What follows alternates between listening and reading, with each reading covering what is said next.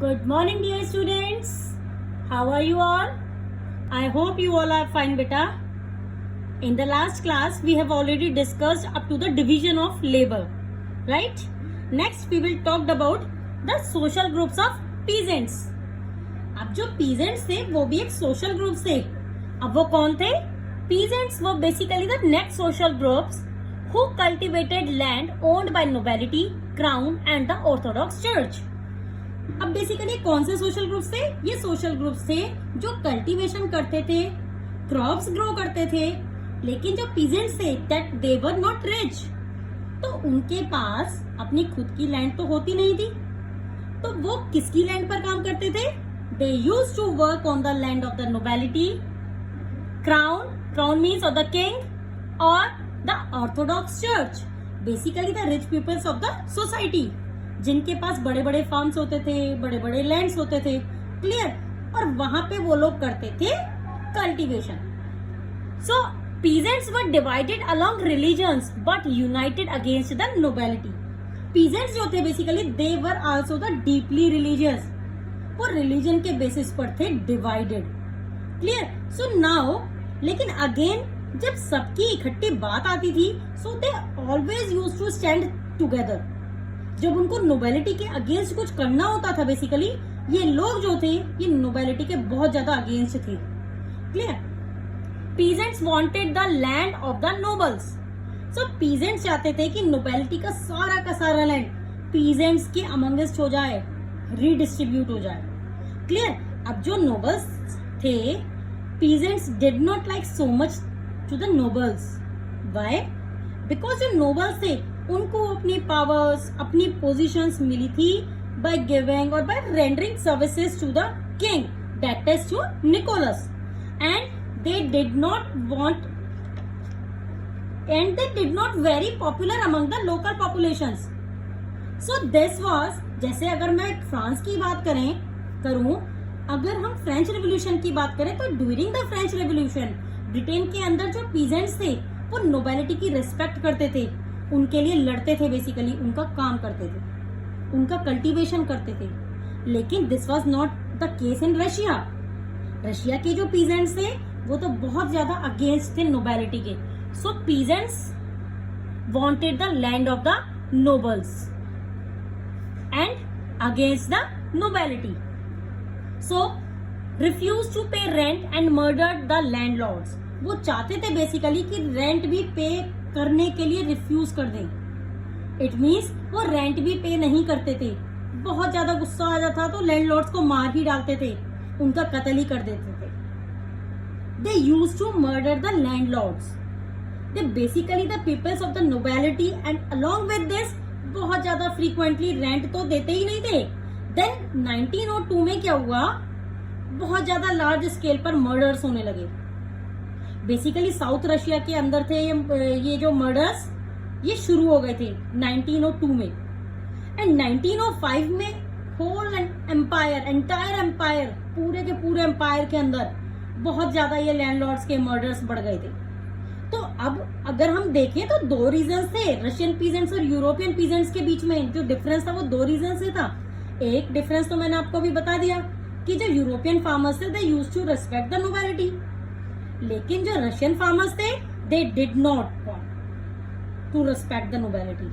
And the second point of difference between these two farmers, European farmers and the Russian farmers, was that they pooled their land together and divided it on the basis of individuals family. ये second reason था.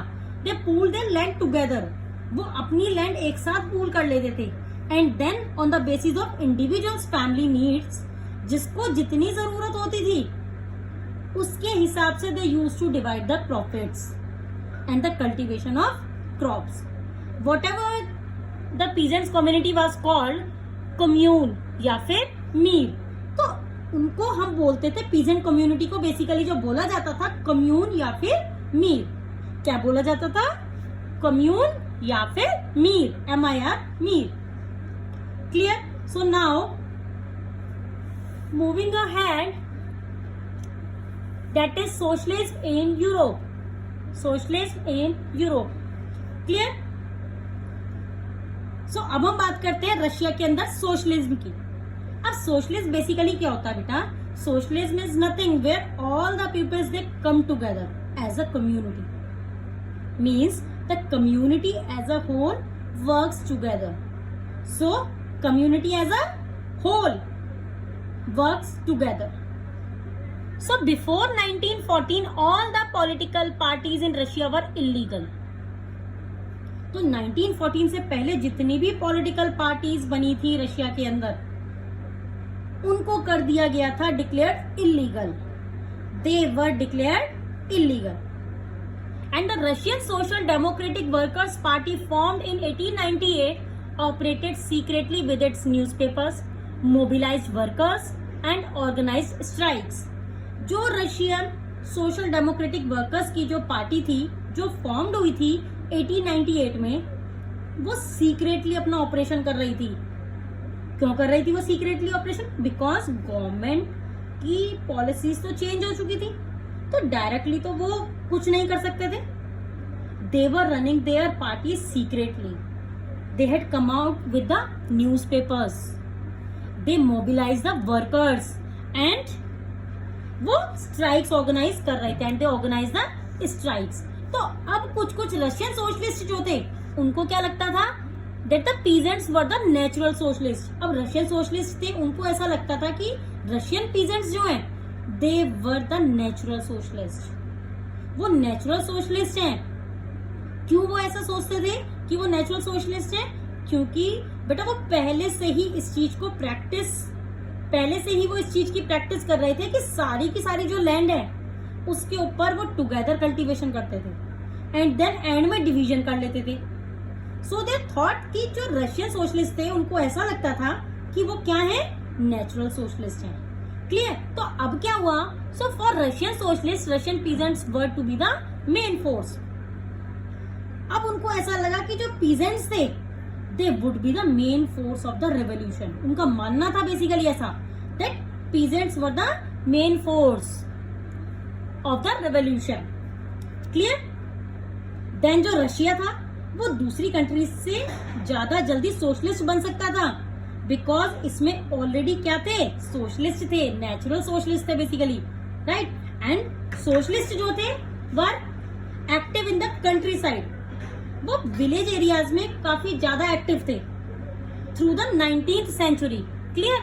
सो socialist revolutionary party formed in the 1900 pressing the peasants rights and demanded land from nobles to be given to the peasants. यहाँ पे इन्होंने form करी आपकी socialist revolutionary party in the 1900. और ये किस लिए फॉर्म हुई थी? This was basically formed to raise a voice against the landlords. और फिर किस चीज के लिए थी? फार्मर्स के राइट्स के लिए, पीजेंट्स के राइट्स के लिए थी. उन्होंने डिमांड की कि जो नोबल्स के लैंड हैं they should given to the peasants. वो पीजेंट्स के अमंग डिस्ट्रीब्यूट कर दिए जाने चाहिए. So there should be transfer to the peasants. सो ये किसके पास ट्रांसफर कर देने चाहिए? The land from nobles to be given to the peasants. Clear? So now moving ahead to the industrial society and the social change. Industrial society and the social change. Clear? So अब इस case के अंदर क्या हुआ? Basically जो social Democrats थे, the social Democrats offered from socialist revolutionaries. जो social Democrats थे they had a different opinion from the social revolutionaries. अब क्या डिफरेंट ओपिनियन था?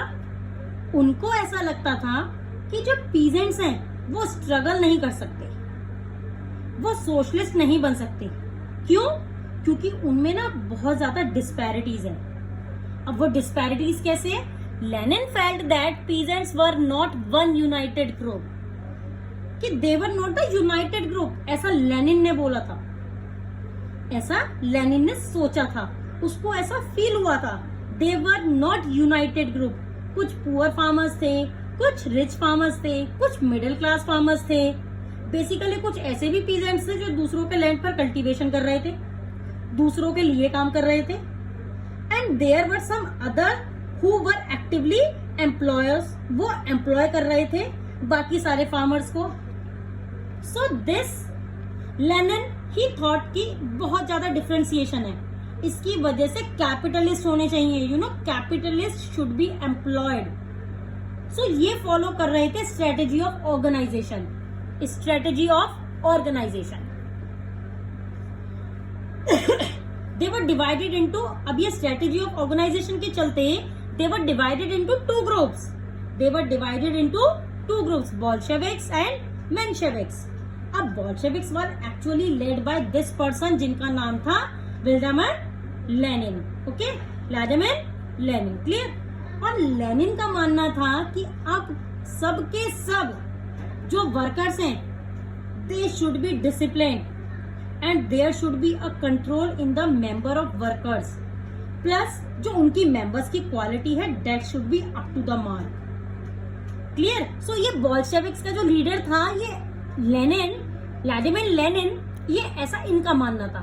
So now whereas in the case of Mensheviks, whereas in the other group that was the Menshevik, people basically used to say this the basically यहाँ पे क्या मानना था कि party should be open for everybody, so no one and everyone can join, anyone. I hope this much is clear. Menshevik and Bolshevik यहाँ पर Lenin ने lead किया था, जो पूरी तरीके से क्या चाहते थे कि जो वर्कर्स हैं they should be proper discipline, there should be control in the member of the workers. लेकिन अगर हम मेंशेविक की बात करें, so the people used to say here कि party should be open for everybody, so anyone and everyone can join this party. Clear? So अब आया 1905 का revolution. So moving ahead to this topic, the 1905 revolution. Clear बेटा? तो ये basically turbulence का time था. Turbulence का टाइम का मतलब है कि तहस नहस का टाइम था, मतलब तहस नहस मचने वाली थी इस टाइम पर. We will just discuss about it कि रशिया वाज एन ऑटोक्रेसी. सबसे पहले तो आप ये समझो कि हमें पता भी है बेसिकली ये चीज कि king Nicholas II was the king of Russia. तो रशिया जो था वो ऑटोक्रेटिक एम्पायर था. There was basically a monarchy, एक किंग यहाँ पर रूल करता था. And all the powers were vested in the hands of this king, Nicholas II. Clear? Tsar was not responsible for the parliament. लेकिन even by the beginning of the 20th century, Tsar Nicholas जो था, he was not subject to the parliament. Clear? So, liberals wanted to end this state of affairs. Liberals चाहते थे कि ये जो भी चल रहा है, ये सब पूरी तरीके से क्या हो जाए, खत्म हो जाए, इसका एंड हो जाए. So they joined hands with the social democrats and social revolutionaries and demanded a constitution. तो उन्होंने सोशल डेमोक्रेट्स के साथ, सोशल रिवोल्यूशनरीज के साथ, पीजेंट्स के साथ, वर्कर्स के साथ अपने हैंड्स ज्वाइन करे एंड इन्होंने रिवोल्यूशन करा. उन्होंने डिमांड करी किसकी? एक कॉन्स्टिट्यूशन की. वो सब चाहते थे कि अब कॉन्स्टिट्यूशन आना चाहिए. प्लस इसके साथ साथ क्या हुआ, supported by nationalist and Jadidist. इनको नेशनलिस्ट और जैदिदिस्ट का भी सपोर्ट मिला. So who were Jadidist? बेटा Jadidist were the Muslim reformers. The Muslim reformers within the European empire were known as Jadidist. Clear? और इनको जो बेसिकली जो ग्रुप्स थे, liberals, social democrat, social revolutionaries, इनको सबका सपोर्ट मिला और वो लोग चाहते थे कि एक कॉन्स्टिट्यूशन बननी चाहिए. Clear? Year 1904 was the worst for the Russian workers. अब ये जो 1904 समय था वो वर्कर्स के लिए बहुत ही सड़ा हुआ साल था, बहुत ही खराब ईयर था. इसमें बेसिकली हुआ क्या था? Prices of essential goods increase with decline in wages. जो पहले प्राइसेस थे एसेंशियल कमोडिटीज के, बेसिक कमोडिटीज के जो प्राइसेस थे वो बहुत ज्यादा इंक्रीज हो गए थे, लेकिन रियल वेजेस डिक्लाइन बाय 20%. और जो रियल वेजेस थी उनमें आ गया था 20% का डिक्लाइन.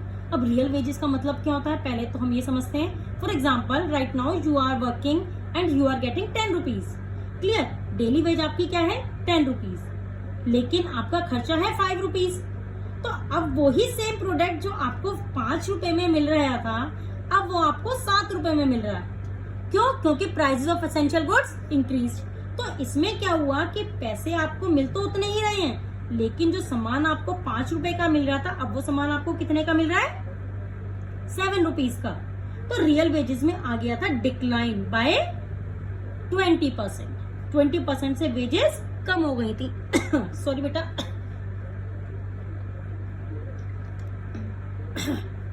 तो वर्कर्स बहुत ज्यादा अपसेट हो गए थे। वो लोग क्या करते,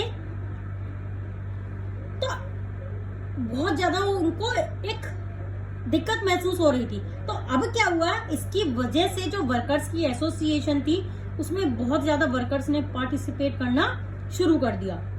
clear? And the time what that happened, workers were dismissed that called for industrial action. बेटा 4 वर्कर्स थे, there were basically the 4 worker members in the assembly of the Russian workers. जब 4 वर्कर्स को डिसमिस कर दिया गया, उठाकर फेंक दिया गया कुटिल ऑफ आयरन वर्क्स से, तो अब लोगों को बहुत ज्यादा गुस्सा आ गया। उन्होंने सोचा कि अब तो कोई ना कोई इंडस्ट्रियल एक्शन लेना ही पड़ेगा। So the workers were dismissed on that time, they called that for the industrial action. Clear? So अब क्या हुआ कुछ दिनों के बाद, देखिए कुछ दिनों के बाद अब एक ब्लडी संडे आया था, उस इंसिडेंट को भी हम देख लेते हैं थोड़ा सा। सो कुछ दिनों के बाद अब क्या हुआ बेटा, 110 workers in Saint Petersburg were sent on strike, went on strike. So 110,000 workers in St. Petersburg they went on strike. Workers strike पे चले गए और वो बेसिकली चाहते थे कि strikes demanding reduction of working hours, increase in wages and improvement in working conditions. So strike थी, किस लिए थी ये बेसिकली strikes? They demanded कि working hours कम हो जाने चाहिए, wages increase हो जानी चाहिए and there should be improvement in the working condition of the people as well. Clear? Now workers led by Father Grapen reached the Winter Palace, were attacked by police, killing 100 and 300 wounded. देखिए, so this particular strike was led by the Father Grapen. Clear? And जब वो winter palace पहुंचे तो इन लोगों पर attack कर दिया गया, पुलिस ने इन लोगों पर अटैक किया गया पुलिस के थ्रू, पुलिस के द्वारा, जो बहुत ही भयंकर था, हॉरिबल था basically. Approximately 100 workers were killed and near by approximately 300 workers were wounded. 300 के करीब वर्कर्स घायल हो गए थे। Clear? So this came to be known as bloody Sunday and started the 1905 revolution. So there should be blood all around, सब जगह खून ही खून था। तो उस दिन था basically Sunday. So this particular event came to be known as the Bloody Sunday. इसीलिए इसका नाम पड़ा ब्लडी संडे, क्योंकि हर जगह ये खून खराबा हो रहा था और उस दिन क्या था, संडे। और इसके साथ साथ बहुत सारे events were took place. So this was starting of the 1905 revolution. Clear? There were country strikes, students walkouts. अब इसके बाद बहुत सारी स्ट्राइक्स हुई, यूनिवर्सिटीज वर शट डाउन। जो बच्चे थे, the students started walking out from the universities, from the schools. They were basically complaining about the lack of civil liberties. ये सभी कंप्लेनिंग कर रहे थे सिविल लिबर्टीज की कमी की। और उसके बाद union of unions were established, demanded a constituent assembly. उसके बाद क्या हुआ, doctors, teachers, engineers, lawyers, students, middle class workers, उन्होंने अपनी यूनियंस फॉर्म्ड कर ली। So union of unions were established. बेटा बेसिकली अगर मैं आपको एक मतलब बताऊं यूनियन ऑफ यूनियंस का क्या होता है, वो होता है कि अलग अलग लोगों की यूनियंस होती है, right? Students union, lawyers union, doctors union, so all of them had together to formulating a union. So union of unions were established at that time and demanded a constituent assembly. और उन्होंने demand करी constituent assembly की। तो अब जो king था Nicholas II, वो पूरी तरीके से डर चुका था। सो उसने क्या किया, अब देखिए उसने क्या किया, क्योंकि अब ये पूरी तरीके से सभी लोग एक साथ हो गए हैं। Union of unions were established and demanded a constituent assembly. अब देखिए जितने भी लोग हैं वो सभी एक साथ हो गए हैं। तो अब देखिए जो निकोलस टू था वो डर गया था बेसिकली, उसने कर दिया इस चीज को ओके। अब हम क्रिएट कर लेते हैं, क्लियर, क्या कर लेते हैं क्रिएट, उसने एक इलेक्ट करी consultating parliament under widespread revolution. जो अभी हम रिवोल्यूशन जो अभी हमने देखा कि सारे के सारे यूनियन मिल चुके थे, tsar allowed to create of an elected consultated parliament और ड्यूमा, जिसको उसने नाम क्या दिया था, ड्यूमा। इलेक्टेड कंसल्टेटिव पार्लियामेंट को उसने नाम दिया ड्यूमा। इस वाइड स्प्रेड रिवोल्यूशन को देखते हुए उसने क्रिएशन ओके कर दी, क्लियर। अब क्या हुआ, अब उसने ओके तो कर दी, इलेक्ट तो कर दिया, लेकिन वो ये नहीं चाहता था कि उसकी पावर्स कहीं से कहीं तक भी कम हो। और इसके साथ साथ after 1905 most committees and union works unofficially which is declared illegal. इसके साथ साथ जितनी भी कमेटीज थी 1905 के बाद यूनियन थी बेसिकली, वो सारी अनऑफिशियली काम कर रही थी, because each and every committee was now declared illegal, clear. तो रेस्ट्रिक्शंस ऑन पॉलिटिकल एक्टिविटीज, सारी की सारी पॉलिटिकल एक्टिविटीज पे भी रेस्ट्रिक्शन डाल दी थी जार ने, जार निकोलस टू ने। And then tsar dismissed first Duma within 75 days. और जार ने जो सबसे पहली उसने जो ड्यूमा जो फॉर्म करी थी वो उसने डिसमिस कर दी थी 75 डेज के अंदर अंदर ही।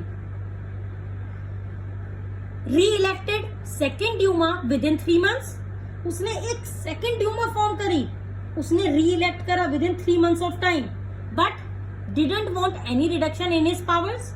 लेकिन अगेन वो नहीं चाहता था कि उसकी पावर में किसी भी तरीके की कोई रिडक्शन आए, क्लियर। ही डोंट वांट कि कोई भी उसकी अथॉरिटीज को क्वेश्चन करे। तो अब उसने क्या किया, उसने अब थर्ड ड्यूमा फॉर्म करी, changing the voting laws and packed the third Duma with conservative politicians, clear. Third Duma form करी, उसने वोटिंग लॉज पूरी तरीके से चेंज कर दिए और उसने पूरे ड्यूमा में कंसल्टेटिव पॉलिटिशियंस को फिल कर दिया। इट मींस उसमें थर्ड ड्यूमा के अंदर कौन लोग भर दिए, कंजर्वेटिव पॉलिटिशियंस। तो basically those conservative politicians were nothing, these all are the puppets of the king. Conservatives तो बेसिकली कौन होते थे, कौन होते हैं, who do not want any change, so they were the king of the puppet, they were the basically the kinds of the puppet of the king. तो उसने उनसे फिल कर दिया था पूरी तरीके से अपना थर्ड ड्यूमा। अब नेक्स्ट आया that is the first world war, the first world war and the Russian empire. So अब नेक्स्ट आया द फर्स्ट वर्ल्ड वॉर। अब ये फर्स्ट वर्ल्ड वॉर हुई थी 1914 में। तो ये जो फर्स्ट वर्ल्ड वॉर हुई थी ये दो अलायंसेस के बीच में हुई थी, 1 and 2, Germany, Austria and Turkey, which were known as the Central Powers. And the second alliance is France, Britain and Russia, which were later known as the Italy and Romania. तो उसको उन्होंने बोला था first world war. अब first world war में basically हुआ क्या, Russia जो था, the war was initially popular, the people were rallied around Nicholas two. Basically Nicholas two के आगे पीछे लगे थे लोग, रैलीड कर रहे थे, ठीक है। और the tsar Nicholas two without consulting Duma had become the part of the war. तो जो निकोलस टू था उसने इतना भी जरूरी नहीं समझा कि वो अपने ड्यूमा को कंसल्ट कर ले, उसने बिना कंसल्ट करे ही become the part of the war, clear first point. So Saint Petersburg was renamed as Petrograd. Anti German sentiments इतने ज्यादा डेवलप हो चुके थे कि सेंट पीटर्सबर्ग, बेसिकली जो सेंट पीटर्सबर्ग है ये एक जर्मन नेम है, so it was renamed as Petrograd, clear.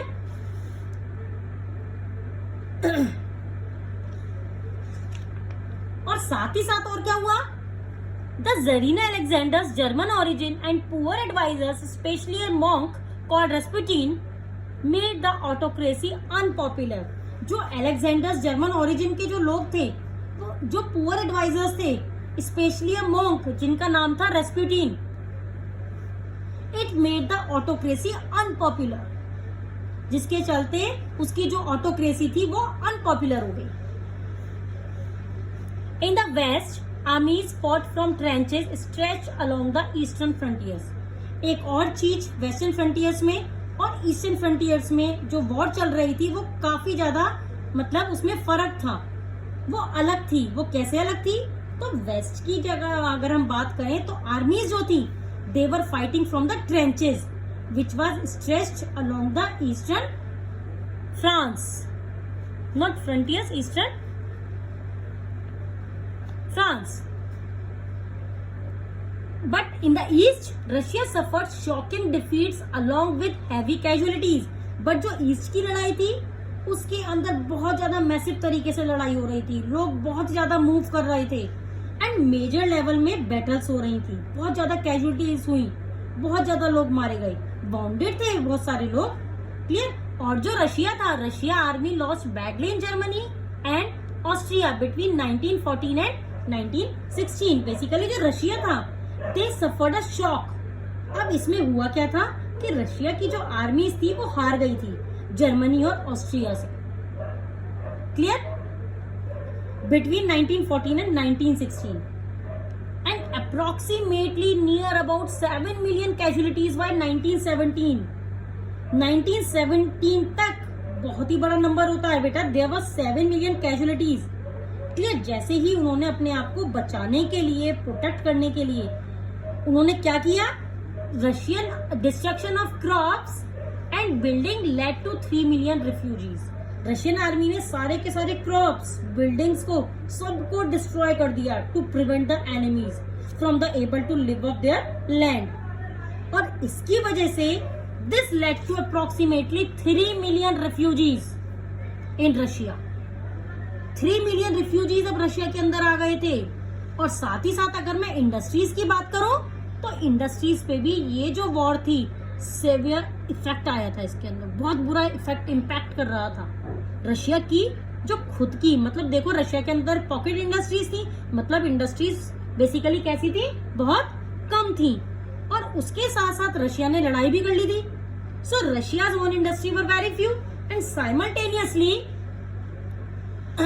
economy was badly hit with cut off the supplies and breaking of industrial equipments. Russia ने कट ऑफ कर लिया था from the other supplies. Supply किसकी?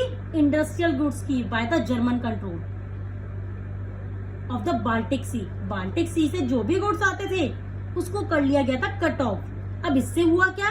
इससे economy बहुत ज्यादा badly hit हुई। Suppliers तो कट ऑफ हुई, उसके साथ साथ इंडस्ट्रियल इक्विपमेंट्स भी हो गई थी ब्रेक। क्लियर? इंडस्ट्रियल इक्विपमेंट्स भी हो गई break. And then 1960 by 1916 railway lines began to break. By 1916 railway lines began to break. 1916 में जो रेलवे लाइंस थी वो भी ब्रेक होना शुरू हो गई। एंड नाउ वॉर तो चली रही थी साइमल्टेनियसली, सब कुछ धमाके तो चल ही रहे थे। सो जितने भी एबल्ड बॉडीड मैन थे they were actually asked to go in the war, in the battlefield and fight. So अब जब वो भी चले जाएंगे वहां पर, so labour shortages, shut down small workshops. So इसकी वजह से क्या हुआ? Shops have to be shut down. इससे लेबर शॉर्टेज भी हो गई थी। छोटी छोटी जितनी भी वर्कशॉप्स थी विच वर प्रोड्यूसिंग द एसेंशियल कमोडिटीज, उन पे भी ताले लग गए थे। साथ में जो आर्मी थी उनको फीड करने के लिए बहुत सारा खाना भी लगता था डेफिनेटली। तो large number of supplies were sent to the army people also. So for the army people face scarcity of